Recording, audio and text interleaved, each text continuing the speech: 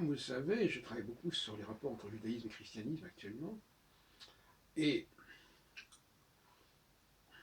il y a des choses assez surprenantes qu'on découvre, dont on prend conscience plus exactement. On nous dit souvent, ah mais oui, mais Jésus était juif. Quand on a dit ça, on a tout dit. Ça veut dire quoi que Jésus était juif? Ça veut dire que, puisqu'il était juif, alors, il était juif par son lignage, il était juif par sa pratique religieuse, c'est d'ailleurs très ambigu, puisque finalement Jésus a fini par ne pas pratiquer le judaïsme traditionnel, sur pas mal de points. Alors, est-ce que c'était parce qu'il descendait à tout un arbre généalogique, plus ou moins discutable, il descendait sur plusieurs siècles, sur plusieurs générations de juifs? Tout ça pour nous expliquer que finalement, le christianisme est dans le prolongement du judaïsme. Et que le judaïsme est une préfiguration, une esquisse du christianisme. Ça me fait un petit peu rigoler. Parce que de deux choses l'une, ou bien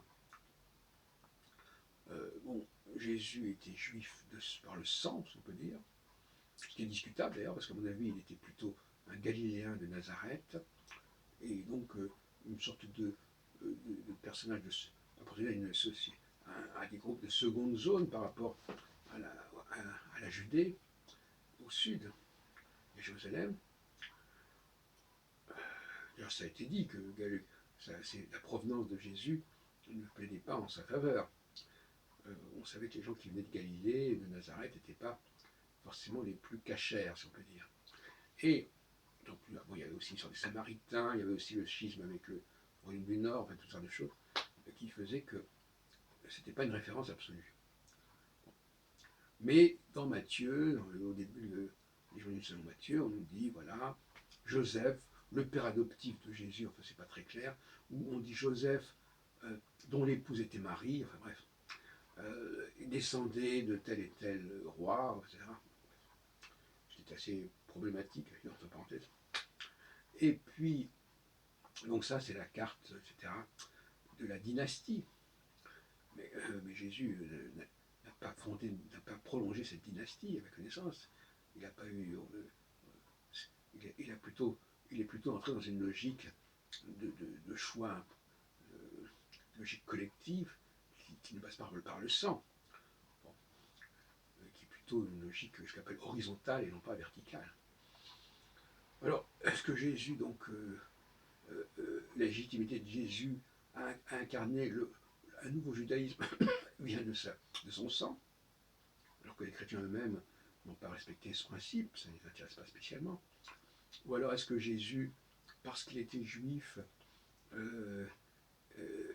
et qu'il a créé quelque chose de nouveau, ça crée une filiation avec le judaïsme ancien?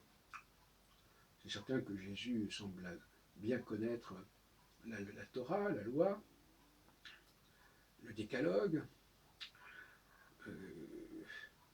encore que l'influence des prophètes soit parfois plus importante que celle du Pentateuque, on pourrait discuter là-dessus aussi. Mais ce qui me met mal à l'aise, c'est effectivement cette filiation, cette relation. On a l'impression que les Juifs sont là pour légitimer le christianisme qui en serait issu, et puis en même temps, on nous dit que les Juifs, de toute façon, c'est une sorte de réalité obsolète, que j'ai appelé dans un autre texte ou une autre vidéo, l'éloignement dans le temps. Voilà, les Juifs, c'était autrefois, il y a un moment donné, ça s'est passé de cette manière, et puis aujourd'hui, c'est plus du tout ça, les Juifs n'ont plus rien à dire, on n'a plus rien à attendre d'eux, etc., etc. Donc, il y a là un double jeu assez toxique, je trouve. En tout état de cause, je ne vois pas très bien où se situe la filiation. Mais ce que je disais encore l'autre jour, c'est que au moins il y a une chose qui est assez claire, tout de même, c'est que le judaïsme n'est pas le christianisme, n'est pas assimilé au christianisme. Donc c'est bien, au sein du monde judéo-chrétien, c'est bien deux entités qui sont maintenues dans leur filiation, tout de même, à la différence de l'islam, où il me semble que euh, la religion des Arabes n'est pas différente de la religion des musulmans. Donc ils n'ont pas conscience de cette verticalité, comme les chrétiens ont quand même conscience de cette verticalité. Parce qu'en fond, Jésus, il incarne la verticalité, quelque part. Il y a l'élément de verticalité du christianisme. Alors, c'est une verticalité qui est fondée sur un seul personnage dont on a dit qu'il descendait de ceci ou cela, qu'il pratiquait quelque chose, effectivement, qui avait un rapport avec le judaïsme. Et je voudrais terminer ces quelques réflexions en insistant sur le fait que le judaïsme du Pentateuque n'est pas le judaïsme des prophètes. Même si le judaïsme des prophètes descend du judaïsme du Pentateuque. Et donc là, il y a quelque chose d'assez amusant, parce que finalement, cette filiation, moi je verrais ça à trois niveaux, voyez-vous, je dirais le Pentateuque, les prophètes et le Nouveau Testament. Et donc, par conséquent, le Nouveau Testament n'est pas directement en prise sur le Pentateuque, sur la Torah, on appelle ça la Torah, le Chumash, le Tanakh, les deux autres, l'Ancien Testament était découpé en Torah, prophète et hagiographe, Ketubim. Donc finalement, on a une fusée à trois étages en fait. Et donc Jésus descend, et à quel point d'ailleurs on cite souvent Isaïe, etc. Il descend non pas du judaïsme mosaïque, non pas du judaïsme abrahamique, mais il descend d'un judaïsme prophétique qui se situe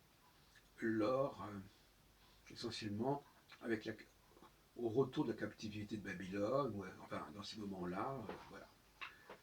Donc quand même assez tardivement, et le judaïsme prophétique est l'interface entre le Pentateuque et le Nouveau Testament.